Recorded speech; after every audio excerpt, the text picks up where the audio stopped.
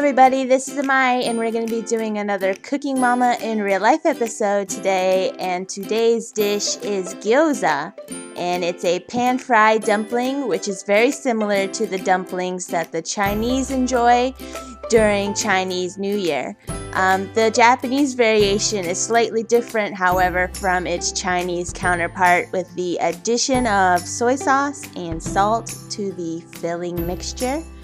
And it's served with a rice vinegar, chili, and soy sauce dipping sauce. So without further ado, let's get started. The first thing we're going to take care of, because it takes the longest, is the dough. It's 2/3 cup flour and 1/3 cup boiling water. It's really important that the water is boiling because it'll help with the pan frying and steaming of the dumpling later on in the process. But you just add all the water to the flour, you mix it until it comes together, and then once it's together in the bowl, you take it out and you knead it on a lightly floured surface until it's a smooth dough.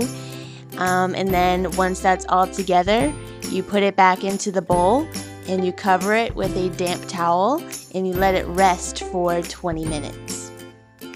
Next up is the sauce. It's very easy. It's just 2 ounces of soy sauce, 0.25 ounces of rice wine vinegar, 0.25 ounces of chili sauce. Now this is the garlic and chili sauce. It's by the same company that does sriracha, and it's the lumpy stuff, not the stuff that's all pureed together. Then just mix it all together and you garnish with some chopped green onions. That's all set. So now we're going to be making the filling. Instead of ground pork, which is what is called for inside of dumplings, I'm using seitan, which is wheat gluten, which is the main protein in flour. And it's pretty good compared to tofu. Like, it's more chewy and it has more of a bite. Like, it's more similar to meat than what tofu is. So if you're looking for a good meat substitute, this one is, you should try it out. So I'm using 6 ounces of seitan, 2.2 ounces of finely chopped cabbage, 1.8 ounces of onions, 1.5 ounces of bean sprouts, 1.2 ounces of green onion, 0.15 ounces of ginger, 0.5 ounces of garlic, 0.25 ounces of aka miso, 0.3 ounces of soy sauce, and 0.10 ounces of sesame oil. I like to weigh everything out because it's more accurate and you'll get a more consistent flavor every time you try to recreate the recipe. And I use a little micro scale, and it's very easy to find one. They're on Amazon for pretty cheap. But yeah, just add the seasonings to all of the main components and just mix it all together, and then we have our filling made up. And by the time we have all of this stuff together, the dough should definitely be ready for us to start shaping our dumplings. So to start shaping our dumplings, we're going to take our dough and roll it into an even log. Cut that log into equal pieces. Then take those pieces and press them into a circle shape and leave one out because that's what we're going to roll, and then put the other ones underneath a damp towel so they don't form a skin while you're working with your piece. Then we're going to take each piece and roll it out to a thinner, bigger circle. Do this on a lightly floured surface. Roll forwards and backwards once with your rolling pin, then slightly rotate it, and keep doing that each time until you get to the thickness that you want. Doing that will keep it round.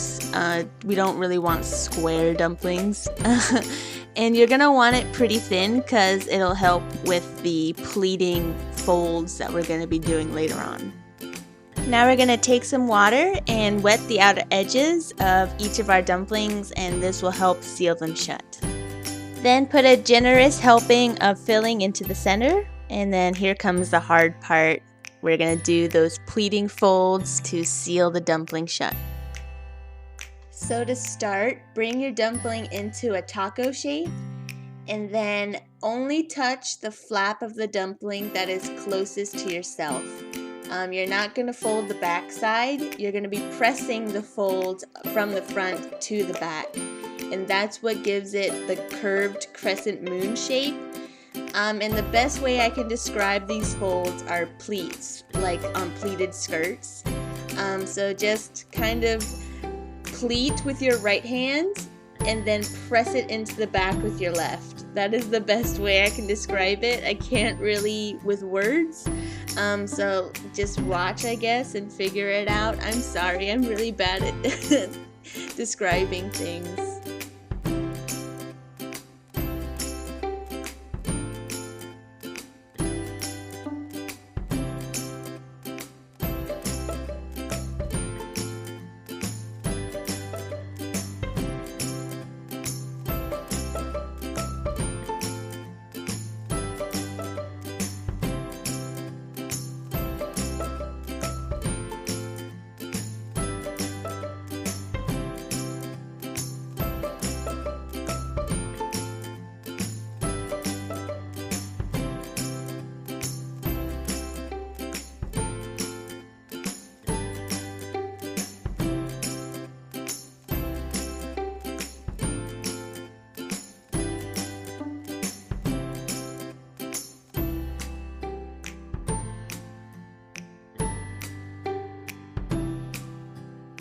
So here on my gyoza, I ended up with too much filling, but that's alright because it's easy to save and I can always use it later. So next comes the cooking part.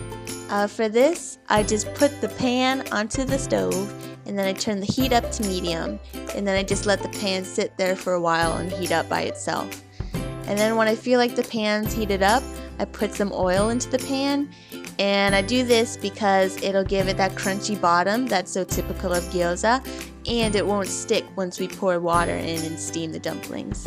But I let them sit there for a little bit so it gets that crunchy bottom, and then when I feel like it's ready, I pour water in, and I pour water till it's about halfway up the sides of the dumpling. Usually that's enough water to steam and cook the dumplings fully. And then I just put the lid onto the pan and then I let it boil. And when all the water's evaporated, that's when you know it's done and it's ready to eat.